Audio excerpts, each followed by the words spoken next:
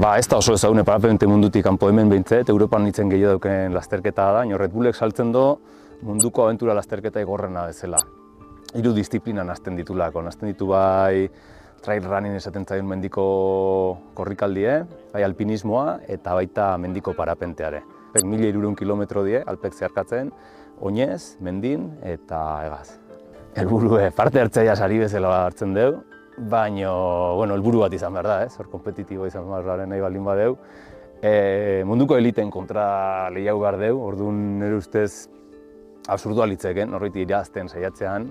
Gure helburue da, hainbeste irautitun karrera baten, karreran bertan irautea, eta rekorridua bera bukatzea, oso politia izango zen, ilusio handian goleuken zerbait izango litzeke.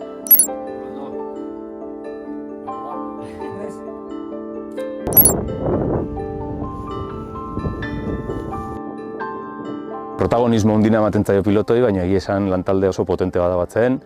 Beste 4 pertsonakin hijo aruntza, Tuti, Aner, Bitxorma eta Felipe ongo dien erekin, eta etxen ere laguntza izango dugu.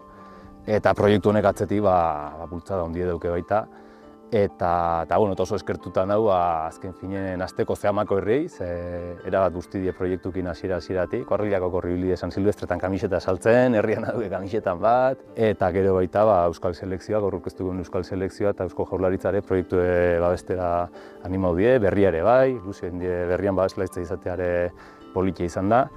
Eta hor bat, lan asko inda bere urte beten, talde potente dagoaz.